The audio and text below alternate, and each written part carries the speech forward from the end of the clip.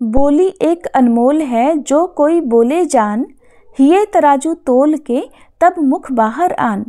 कबीरदास जी कहते हैं बोली बड़ी अनमोल होती है, इसलिए जो कुछ भी बोले सोच समझ कर बोलें, अपने दिल में तोल कर ही शब्दों को मुख से बाहर लाना चाहिए। हरे कृष्णा। आप सभी का दिन शुभ और मंगलमय हो। आज दिनांक है 6 दिसंबर शुक्रवार और आज मार्गशीर्ष मास के शुक्ल पक्ष की षष्ठी तिथि दोपहर 12:09 से प्रारंभ होकर 7 दिसंबर शनिवार को सुबह 11:06 तक रहेगी। अब सुनिए मार्गशीर्ष मास महात्म्य का 21वां अध्याय। राजा भनंदन ने कहा, हे ब्रजेश्वर, संबंध तो विधाता के वश की बात है, वह मेरे द्वारा साध्य नहीं है। ब्रह्मा जी ही संबंध करने वाले हैं, मैं तो केवल जन्मदाता हूं। कौन किसकी पत्नी या कन्या है और कौन किसका साधन संपन्न पति है, इसे तो विधाता के सिवा और कौन जानता है। अगर विधाता ने मेरी पुत्री को ही वृषभानु की पत्नी होने की बात लिखी है तो वो तो पहले से ही उनकी पत्नी है। मैं फिर कौन हूं जो उसमें बाधा डाल सकूं, और दूसरा भी कौन उस संबंध का निवारण कर सकता है। नारद ऐसा कहकर राजेंद्र भनंदन ने विनय से सिर झुकाया, नंदराय जी को आदरपूर्वक मिष्ठान भोजन कराया। फिर राजा की अनुमति लेकर ब्रजराज ब्रज को लौट गए। जाकर उन्होंने सुरभानु की सभा में सारी बात बताई। सुरभानु ने भी यत्नपूर्वक नंद जी और गर्ग जी के सहयोग से सादर इस संबंध को जोड़ा। विवाह काल में महाराज भनंदन ने गजरत्न, अश्वरत्न, अन्य रत्न और मणियों के आभूषण आदि बहुत सारा दान भी भेंट स्वरूप दिया। वृषभानु कलावती को पाकर बड़ी प्रसन्नता के साथ निर्जन और रमणीय स्थान में उनके साथ विहार करने लगे। कलावती एक पल का भी विरह होने पर स्वामी के बिना व्याकुल हो उठती थी और वृषभानु भी एक क्षण के लिए भी कलावती से दूर होने पर बेचैन हो जाया करते थे। वह राजकन्या पूर्व जन्म की बातों को याद रखने वाली देवी थी, माया से मनुष्य रूप में प्रकट हुई थी। वृषभानु भी श्रीहरि के अंश और जाति स्मर थे और कलावती को पाकर बड़े प्रसन्न थे। उन दोनों का प्रेम प्रतिदिन नया नया होकर बढ़ने लगा। लीलावश पूर्व काल में सुदामा के शाप और श्री कृष्ण की आज्ञा से श्री कृष्ण प्राणाधिका सती राधिका उन दोनों की अयोनिजा पुत्री हुई। उसके दर्शन मात्र से ही वे दोनों दंपत्ति भव बंधन से मुक्त हो गए। हे नारद, इस प्रकार इतिहास कहा गया। अब जिसका प्रकरण चल रहा है वह प्रसंग भी सुनो। उक्त इतिहास पाप रूपी ईंधन को जलाने के लिए प्रज्वलित अग्नि की शिखा के समान है। शिल्प शिरोमणि विश्वकर्मा वृषभानु के आश्रम पर जाकर वहां से अपने सेवक गण के साथ दूसरे स्थान पर चले गए थे। उन्होंने मन ही मन 1 कोस लंबे चौड़े एक मनोहर स्थान का विचार करके वहां महात्मा नंद के लिए आश्रम बनाना आरंभ कर दिया। बुद्धि से अनुमान करके उनके लिए सबसे विलक्षण भवन बनाया। वह श्रेष्ठ भवन 4 गहरी खाइयों से घिरा हुआ था। शत्रुओं के लिए उसे लांघना बहुत कठिन था। उन चारों खाइयों में पत्थर जुड़े हुए थे। उन खाइयों के दोनों किनारों पर फूलों के बगीचे थे, जिनके कारण वे पुष्पों से सजी हुई जान पड़ती थी। नंद भवन का सुंदर तरीके से निर्माण करके विश्वकर्मा जी नगर में घूमने लगे। उन्होंने तरह तरह के मनोहर राजमार्ग वहां बनाए। रक्त भानु मणि की बनी हुई वेदियों और सुंदर पत्तनों से वे मार्ग सुशोभित होते थे। उन्हें आर पार दोनों ओर से बांधकर पक्का बनाया गया था, जिससे वे बड़े मनोहर लगते थे। राजमार्ग के दोनों ओर मणिमय मंडप बने हुए थे, जो कि वैश्यों के वाणिज्य व्यवसाय के उपयोग में आने लायक थे। फिर वृंदावन में जाकर विश्वकर्मा जी ने सुंदर गोलाकार और मणिमय परकोटों से युक्त रास मंडल का निर्माण किया, जो सब ओर से 1-1 योजन बड़ा था। उसमें जगह जगह पर मणिमय वेदिकाएं बनी हुई थी। मणिसार रचित 9 करोड़ मंडप उस रास मंडल की शोभा बढ़ाते थे। वे श्रृंगार के लायक चित्रों से सुसज्जित और शैयाओं से संपन्न थे। तरह तरह के फूलों की सुगंध लेकर बहती हुई वायु उन मंडपों को सुगंधित करती थी। उनमें रत्नमय दीप जला करते थे। स्वर्णमय कलश उनकी उज्ज्वलता को बढ़ा रहे थे। पुष्पों से भरे हुए बगीचों और सरोवरों से सुशोभित रास स्थल का निर्माण करके विश्वकर्मा जी दूसरे स्थान को गए। वे उस रमणीय वृंदावन को देखकर बहुत संतुष्ट हुए। वन के भीतर जगह जगह एकांत स्थान में मन बुद्धि से विचार और निश्चय करने के बाद उन्होंने वहां 30 रमणीय और विलक्षण वनों का निर्माण किया, और वे केवल श्री राधा माधव की ही क्रीड़ा के लिए बनाए गए थे। फिर मधुवन के निकट अत्यंत मनोहर निर्जन स्थान में वट वृक्ष के मूल भाग के निकट सरोवर के पश्चिम किनारे केतकी वन के बीच और चंपा के बगीचे के पूर्व विश्वकर्मा जी ने राधा माधव की क्रीड़ा के लिए पुनः एक रत्नमय मंडप का निर्माण किया। वह रत्न मंडप गोलाकार बना हुआ था। उसके भीतर रत्न निर्मित शैयाएं बिछी हुई थी, जिनसे उस उत्तम भवन के भीतरी भाग की बड़ी शोभा हो रही थी। उक्त शैयाओं पर अग्निशुद्ध दिव्य वस्त्र बिछे हुए थे। मालाओं के समूह से सुसज्जित होकर वे बड़े सुंदर लग रहे थे। पारिजात के फूलों की मालाओं के बने हुए तकिए उन पर यथास्थान रखे गए थे। चंदन, अगरू, कस्तूरी और कुमकुम से वह सारा भवन सुवासित हो रहा था। नए श्रृंगार के योग्य और पारस्परिक प्रेम की वृद्धि करने वाले कपूर युक्त तांबूल के बीड़े अत्यंत रत्नमय पात्रों में सजाकर रखे गए थे। उस भवन में रत्नों की बहुत सी चौकियां रखी थी, जिनमें हीरे मोती जड़े हुए थे। मोतियों की झालरें लटक रही थी। रत्नमय चित्रों से चित्रित अनेक रत्न सिंहासन उस मंडप की शोभा बढ़ाते थे। जिसके लिए जो भवन बने थे उन पर उनके नाम उन्होंने प्रसन्नता पूर्वक लिख दिए। इस कार्य में विश्वकर्मा जी के शिष्य और यक्षगण उनकी सहायता करते थे। मुने निद्रा के स्वामी श्याम सुंदर श्री कृष्ण उस समय निद्रा के वशीभूत थे। उनको नमस्कार करके विश्वकर्मा जी अपने घर को चले गए। परमेश्वर श्री कृष्ण की इच्छा से ही भूतल पर ऐसा आश्चर्यमय नगर निर्मित हुआ। इसी प्रकार मैंने श्रीहरि का सारा मंगलमय चरित्र कह सुनाया, जो सुखद और पापहारी है।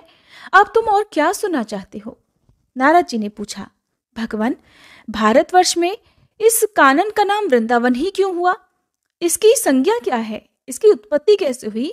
आप इस तत्व को भी समझाइए। श्री सूत जी कहते हैं, नारद जी का प्रश्न सुनकर नारायण ऋषि ने सानंद हंसकर सारा ही पुरातन तत्व कहना आरंभ कर दिया। भगवान नारायण बोले, नारद, पहले सतयुग की बात है। राजा केदार 7 द्वीपों के अधिपति थे। हे ब्राह्मण, वे सदा सत्य धर्म में लीन रहते थे और अपनी पत्नियों और पुत्र पौत्र वर्ग के साथ सानंद जीवन बिताते थे। उन धार्मिक नरेश ने समस्त प्रजाओं का अपने पुत्र की तरह पालन किया। 100 यज्ञों का अनुष्ठान करके भी राजा केदार ने इंद्र का पद पाने की इच्छा कभी नहीं की। वे तरह तरह के पुण्यकर्म करके भी स्वयं उनका फल कभी नहीं चाहते थे। उनका सारा नित्य नैमित्तिक कर्म भगवान श्री कृष्ण की प्रीति के लिए ही हुआ करता था। केदार के समान राजाधिराज न तो कोई पहले हुआ है और न ही कभी होगा। उन्होंने अपनी त्रिभुवन मोहिनी पत्नी और राज्य की रक्षा का भार अपने पुत्रों पर सौंपकर जैगिषव्य मुनि के उपदेश से तपस्या के लिए वन को प्रस्थान किया। वे श्रीहरि के अनन्य भक्त थे, निरंतर उन्हीं के चरणों में लीन रहा करते थे। मुने, भगवान का सुदर्शन चक्र राजा की रक्षा के लिए सदा उन्हीं के पास रहता था। वे मुनि श्रेष्ठ नरेश चिरकाल तक तपस्या करके अंत में गोलोक को चले गए। उन्हीं के नाम से केदार तीर्थ प्रसिद्ध हुआ। अवश्य ही आज भी वहां मरे हुए प्राणी को तत्काल ही मुक्ति मिल जाती है।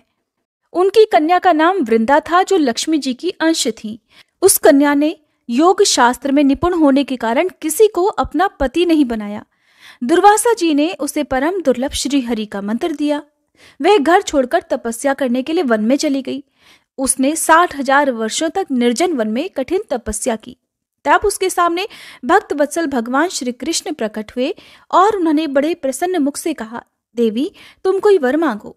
वह सुंदर विग्रह वाले शांत स्वरूप राधिका कांत को देखकर सहसा बोल उठी कि आप ही मेरे पति हो जाओ। तब उन्होंने तथास्तु कहकर उसकी प्रार्थना स्वीकार कर ली। वह कौतूहलवश श्री कृष्ण के साथ गोलोक में गई और वहां राधा जी के समान श्रेष्ठ सौभाग्यशालिनी गोपी हो गई। वृंदा ने जहां तप किया था उस स्थान का नाम वृंदावन हुआ, अथवा वृंदा ने जहां क्रीड़ा की थी इसीलिए वह स्थान वृंदावन कहलाया।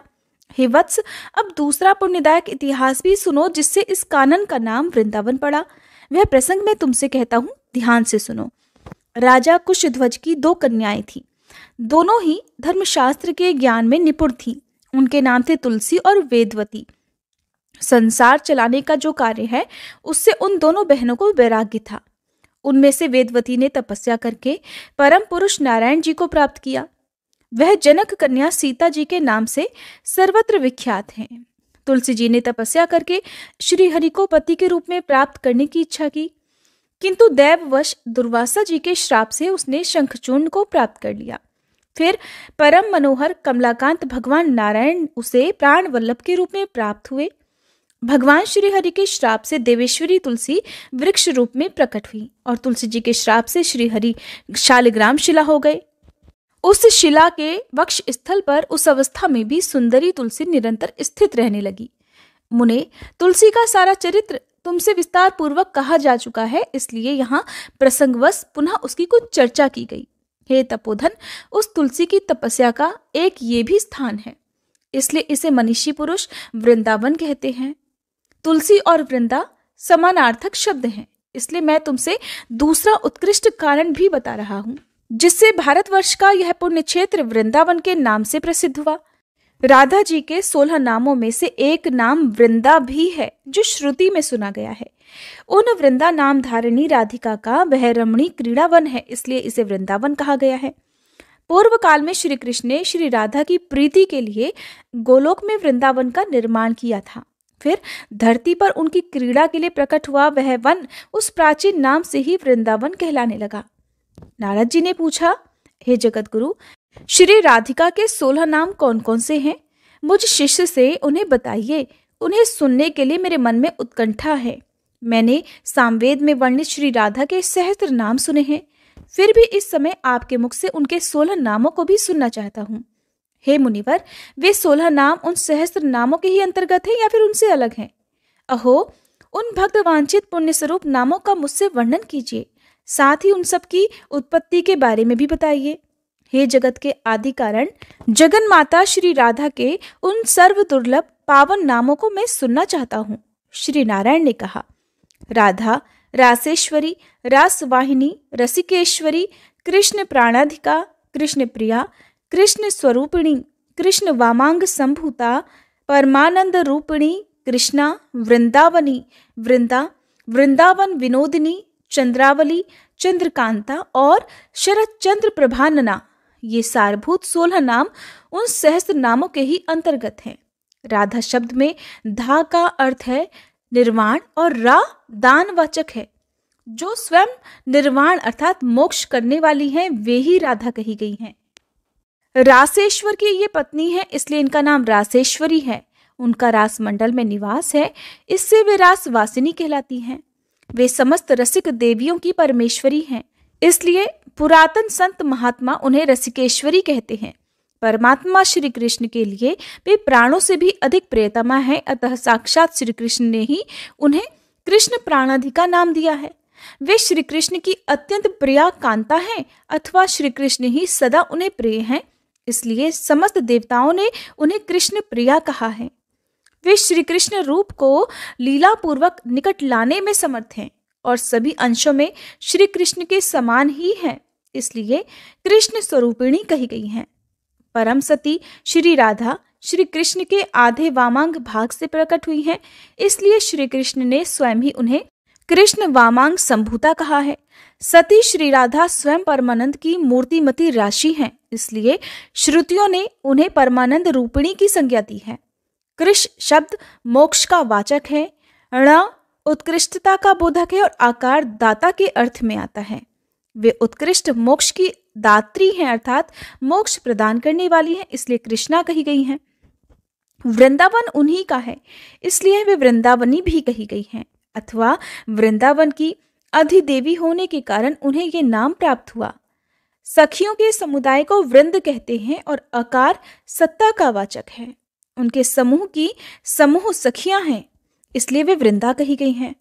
उन्हें सदा वृंदावन में विनोद प्राप्त होता है, अतः वेद उनको वृंदावन विनोदिनी भी कहते हैं। वे सदा मुखचंद्र और नखचंद्र की अवली अर्थात पंक्ति से युक्त हैं, इस कारण श्री कृष्ण ने उन्हें चंद्रावली नाम दिया है। उनकी कांति दिन रात सदा ही चंद्रमा के समान बनी रहती है, इसलिए श्री कृष्ण हर्षोल्लास के कारण उन्हें चंद्रकांता कहते हैं। उनके मुख पर दिन रात शरतकाल के चंद्रमा की सी प्रभा फैली रहती है, इसलिए मुनि मंडली ने उन्हें शरद चंद्र प्रभानना भी कहा है। ये अर्थ और व्याख्याओं सहित षोडश नामावली कही गई, अर्थात श्री राधा के 16 नामों की व्याख्या की गई, जिसे नारायण ने अपने नाभि कमल पर विराजमान ब्रह्मा जी को दिया था। फिर ब्रह्मा जी ने पूर्व काल में मेरे पिता धर्मदेव को इन नामावली का उपदेश दिया और श्री धर्मदेव ने महातीर्थ पुष्कर में सूर्य ग्रहण के पुण्य पर्व पर देव सभा के बीच मुझे कृपापूर्वक इन 16 नामों का उपदेश दिया था। श्री राधा के प्रभाव की प्रस्तावना होने पर बड़े प्रसन्न मन से उन्होंने इन नामों की व्याख्या की थी। मुने, ये राधा जी का परम पुण्यमय स्तोत्र है जिसे मैंने तुम्हें दिया। महामुने, जो वैष्णव ना हो और वैष्णवों का निंदक हो उसे इसका उपदेश कभी नहीं देना चाहिए। जो मनुष्य जीवन भर तीनों संध्याओं के समय इस स्तोत्र का पाठ करता है उसकी यहाँ राधा माधव के चरण कमलों में भक्ति होती है। अंत में वह उन दोनों का दास्य भाव भी प्राप्त कर लेता है और दिव्य शरीर और अणिमा आदि सिद्धि को पाकर सदा उन प्रिया प्रीतम के साथ विचरता है। नियम पूर्वक किए गए संपूर्ण व्रत, दान और उपवास से, चारों वेदों के अर्थ सहित पाठ से, समस्त यज्ञों और तीर्थों के विधि बोधित अनुष्ठान और सेवन से, संपूर्ण भूमि की 7 बार की गई परिक्रमा से, शरणागत की रक्षा से, अज्ञानी को ज्ञान देने से और देवताओं और वैष्णवों का दर्शन देने से भी जो फल प्राप्त होता है वह इस स्तोत्र पाठ की 16वीं कला के बराबर भी नहीं है। इस स्तोत्र के प्रभाव से मनुष्य जीवन मुक्त हो जाता है। नारद जी ने कहा, प्रभु, कि सर्व दुर्लभ परम आश्चर्यमय स्तोत्र मुझे प्राप्त हुआ। देवी श्री राधा का संसार विजय नामक कवच भी उपलब्ध हुआ। सुयज्ञ ने जिसका प्रयोग किया था वह दुर्लभ स्तोत्र भी मुझे सुलभ हो गया। भगवान श्री कृष्ण की विचित्र कथा सुनकर आपके चरण कमलों के प्रसाद से मैंने बहुत कुछ पा लिया। अब मैं जिस रहस्य को सुनना चाहता हूँ कृपया उसका भी वर्णन कीजिए। मुने, वृंदावन में प्रातःकाल उस अद्भुत नगर को देखकर फिर गोपों ने क्या कहा? तब भगवान श्री नारायण ने देवर्षि नारद से जो कुछ भी बताया उसका वर्णन आप अगले अध्याय में सुनेंगे। अब सुनिए श्री कृष्ण चालीसा पाठ। बंशी शोभित कर मधुर नील जलद तन श्याम, अरुण अधर जनु बिंबा फल नयन कमल अभिराम, पूर्ण इंद्र अरविंद मुख पीतांबर शुभ साज, जय मन मोहन मदन छवि कृष्ण चंद्र महाराज, जय यदुनंदन जय जगवंदन, जय वसुदेव देवकी नंदन, जय यशोदासुत नंद दुलारे, जय प्रभु भक्तन के धृग तारे, जय नट नागर नाग नथैया, कृष्ण कन्हैया धेनु चरैया, पुनि नख पर प्रभु गिरिवर धारो, आओ दीनन कष्ट निवारो, वंशी मधुर अधर धरि तेरी, होवे पूर्ण मनोरथ मेरो, आओ हरि पुनि माखन चाखो, आज लाज भारत की राखो, गोल कपोल चिबुक अरुणारे, मृदु मुस्कान मोहिनी डारे, रंजित राजीव नयन विशाला, मोर मुकुट वैजंती माला, कुंडल श्रवण पीत पट आछे, कटी किंकणिका छन काछे, नील जलज सुंदर तन सोहे, छवि लखि सुर नर मुनि मन मोहे, मस्तक तिलक अलक घुंघराले, आओ कृष्ण बांसुरी वाले, करी पय पान पूत नहीं तार्यो, अका बका कागा सुर मार्यो, मधुवन जलत अग्नि जब ज्वाला, भय शीतल लखित ही नंद लाला,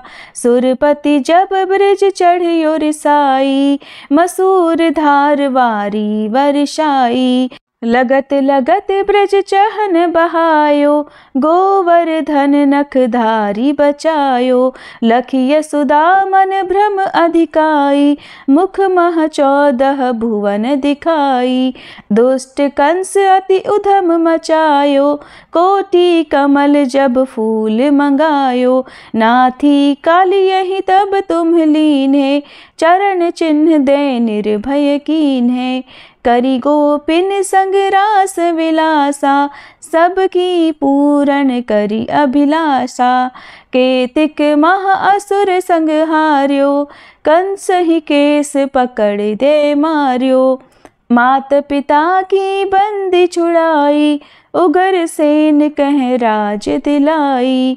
मही से मृतक छहु सुत लायो, मातु देव की शोक मिटायो।